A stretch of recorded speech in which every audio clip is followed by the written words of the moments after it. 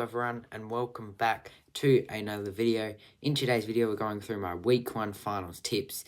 The finals are officially here, so yeah, it's going to be an interesting and exciting final series, some cracking matchups, but first let's see how we did in round 24. Last week I got my best score of the season, an 8 out of 9 for the second time this year. Unfortunately and disappointingly, I haven't got a perfect 9 out of 9 this year, but I'll certainly take it. It was Fremantle. Bloody Fremantle let me down at the end of the day, not beating Port. Otherwise, if they had have won, I would have got it correct, and obviously they missed a final spot. But there weren't many upsets. So that being said, let's review the first game on Friday night. It was Collingwood and Essendon, and I went with the Pies to win by 26. They actually won by 46, sort of how I expected this to go. Just a really disappointing end to Melbourne's season, to be honest. They never really looked like making finals these last few rounds, and yeah, they have been derailed by injuries, obviously. But now their club is pretty much shifting into a rebuild, especially if Petrarca leaves. It's just really poor times there, but credit to Collingwood. They mathematically could have made the 8. They didn't, obviously, because let's be honest, they were never going to really make the 8. But they do finish their season on a bit of a high, so yeah, good job to them there. Then we had Geelong and West Coast on the Saturday. I went with the Cats by 45. I probably should have gone by a bit more. They actually won by 93. They were leading by 100 at quarter time, and I cannot remember when a side led by 100 at quarter time. I think it was actually, half time. I think it was actually Geelong back in 2007 over Richmond. The scores were 2-14, I think to 18 goals, 6 at half time. So yeah, it was pretty incredible, but the Eagles, the Cats did take the foot off the gas a bit, and West Coast were able to get a few points on the board, but yeah, solid performance from Geelong, and now that does question Jared Schofield's job. Even though the Eagles can't find a coach, will he coach the side next year? I think he will, because he's got a couple of wins, but we'll see how that pans out there. Then, luckily I changed my tip to the Suns, otherwise I wouldn't have got 8 out of 9. I just don't know. I know I did tip Richmond, but I just thought that the Suns probably would be too strong. They did have that away win over Essendon, so I thought, you know what, stuff, we're going with Gold Coast, and they did win. Went with them by 1 in the end, because I still thought that it would be a bit unfair if I did change that to quite a bigger margin, because I did say Richmond would win it in a close one. So even if it went either way, I would get the close, correct result. But the Suns actually won by 28, so yeah, credit to them getting their second away win. The Tigers just disappointing, derailed by injuries, obviously. But yeah, Dustin Martin had his send-off game, which was really good to watch. And yeah, both of these sides, unfortunately, season comes to an end. Then the Hawks managed to win by 124. I want them to win by 37, and after half-time, this was really blowing out. I did not see this one coming. I thought that North were actually competitive for the most of the first half, but Hawthorn, their class is just so great, and they probably could have took their foot off the gas if they did want to avoid some injuries, like they do have Will Day out, but no, they said, stuff it, we need to gain percentage. I think there was a possibility that they could finish 5th after this game, so yeah, they really did it, and really put on a massive score. And North, that's just disappointing. It just wraps up their last few years, It's their first 100-point loss since round 16, 2022, and this could have been another year without going with a 100-point loss. These couple of rounds, the way they've ended off their season just has been pretty shocking. They had that good middle patch, but yeah, really disappointing for North. But yeah, the Hawks are on fire at the moment. And then I went with the Lions by 29. They actually won by 20. I believe this was one of the 2 games I got the correct scoreline for. Let's be honest, Brisbane were always winning this from the start. They should have won by more in the end. Now, the Bombers did obviously come back towards the end, but if Brisbane had have kicked straight, this probably could have been at least maybe an 8-goal win for Brisbane. They were just so dominant at the Gabba. Fortunately, they missed out on that top 4 spot, but the Cats were never going to lose to West Coast, so they do host an elimination final against Carlton, which we will get to. Went the Swans by 15, actually won by 31. A real high-scoring, entertaining game to watch. Not really much to say about this, just a disappointing season for Adelaide. And meanwhile, Sydney have definitely found their form back. I think they are starting to, what do Swans do? Hiss. I think they are starting to hiss back now at the competition. And yeah, they finished off their season with 3 wins in a row. Just good to get back on track a bit. And yeah, I was only a couple of points away from getting the correct scoreline. Went with the Bulldogs by 3. They actually won by 37. I guess the conditions at Ballarat just really suited them. And, yeah, credit to them, because now they do host an elimination final at the G, a home game. And, yeah, as for the Giants, I wouldn't be too worried for this performance. I know this is just before the finals, but the Bulldogs just too good. They controlled the conditions better, and, yeah, that's back-to-back wins over the Giants for the Bulldogs. It's credit to them there. Went with the Saints by 12. We managed to just hold on. Jack Higgins kicking that goal. I'm still a little bit thrilled about this. It's just nice to see us end our season off well for once, but unfortunately, it's too little too late. You know, we could have done this the last couple of years and been in finals, but we fell away late. I cannot win as a Saints fan. We have to be the unluckiest club. One year we start off well, we fall away.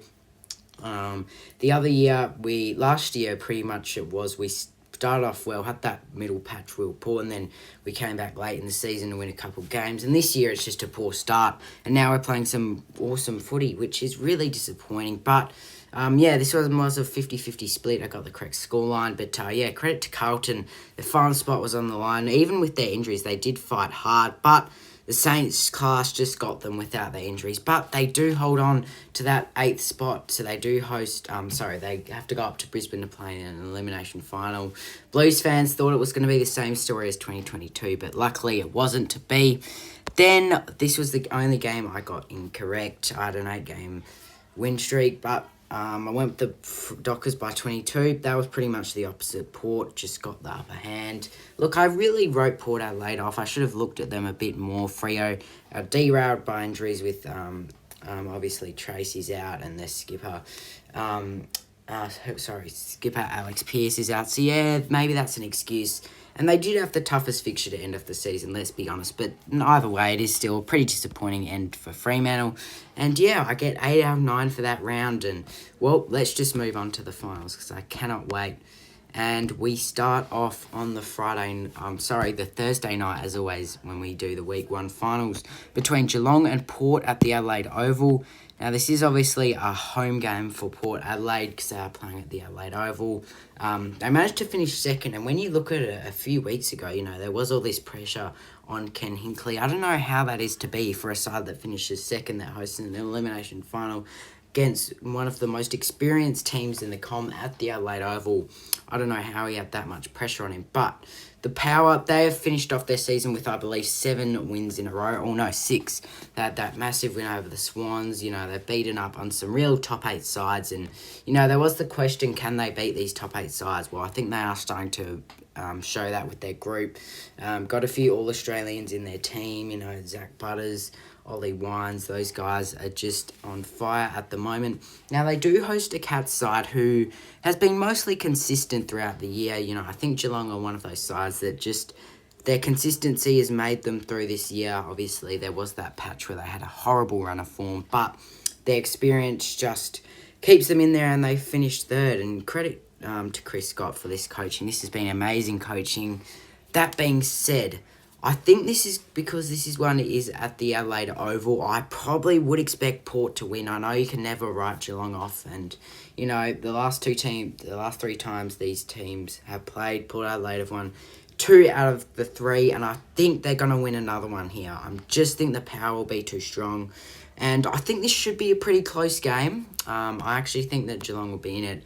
I'm going to go with Port to win by 9 points at the Adelaide Oval. I just think they'll be too good in front of the home fans. They don't want a repeat of last year where, you know, they went away to Brisbane, they got absolutely thrashed and then got embarrassed by GWS on their home deck.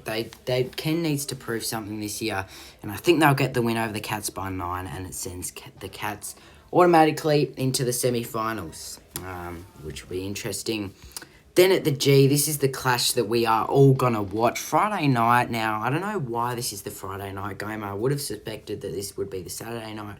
But I'm happy with it because it's the Dogs taking on the Hawks. Now, it is pretty disappointing that these two sides had to end up with each other, because if the Bulldogs had to finish sixth, if the Bulldogs had to finish fifth and the Hawks finished sixth, you'd expect them to both win those games, and then we'll see them advance, because these two sides are the best in the comp. So one of them does have to go in the first week of finals. And yeah, the Hawks do have Will Day out, so that is a massive loss. That being said, I don't think it will affect them. I know this is a Bulldogs home game at the MCG, and the Dogs, we've questioned their consistency. Well, they've definitely proved us wrong this year. Again, sort of like the Cats, they've just been consistent towards the end of the year. I do think Hawthorn win this. They are just in incredible form at the moment. It's going to be interesting to see how far they can go. And I think they're just one of those informed teams you just can't write off. But I'm going to go with the Hawks here. I'm confident that they'll win. It's at the G, so this is a real toss-up. But let's go with Hawthorn to win by 20. I know that's not really a close game, but I generally think the Hawks, they're just the better side for me. They've beaten the Dogs earlier in the year where no one expected them to really win, and that's how they got on their run, by beating the Bulldogs, really. That's where it all started. So I'm going to go with the Hawks to win there by 20 points. Then, at the SCG, we have Sydney taking on GWS, the Sydney Derby in finals for the fourth time so far this year. This is the greatest rivalries, Even though the Giants are a small club, they've managed to make finals over these years. And for some reason, we always see this matchup. We saw it for the first time in 2016, I believe. Saw it 2018, 2021, and now we see it again in 2024. So this is going to be an absolute cracking matchup, because you'd think Sydney at the SCG will definitely beat up on GWS, but it is at the SCG, and the Giants can play anywhere. So the good thing for the Giants is that they don't really have to travel far. However, we have seen the Swans this year. The last 3 games they've played against GWS, they have won, and that is in the regular season. However, in finals, it's a very different story. All 3 times, GWS have beaten Sydney, and in mostly thrillers. That's why this one is a rivalry. Obviously, Toby Green usually likes to come out in this Sydney Derby and play absolute great football. I think there needs to be at least one upset in the finals, and I think the mighty Giants are going to beat the Swans. I just have faith. They can play anywhere. I know this is a 1v4 clash, but I don't know, there's just something in telling me. I know the Swans have beaten the GWS pretty comfortably this year in both games, but I think it's a different story in finals. I'm going to go with a massive upset. Well, not a massive upset, but it is a 1v4 final. You definitely feel like GWS are better than a 4th ranked side in the competition. I'm going to go with the Giants in an absolute thriller by 3 points to get a victory at the SCG and advance through to the prelims, and that will send Swans into a semi-final. So yeah, that's going to be interesting. But yeah, I think the Giants, I don't know, I just really like them. I know they did have that loss to the Dogs, but I think they'll be able to respond and, really get on top.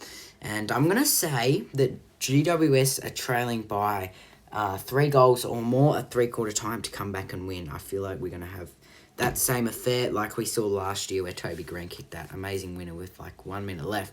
So yeah, GWS by 3, an absolute thriller. Then to end off week 1, we have Brisbane taking on the Blues at the Gabba. Now, last time these two sides versed at the Gabba, we did see Carlton pull off the upset, and I think it was Brisbane's first home loss in 14 games or 15 games. It was absolutely incredible. But the Blues, they have been derailed by injuries, and, it's not just that, they have been found out defensively. They have been getting some big scores conceded on them. And yeah, that's probably what's led them into bad form.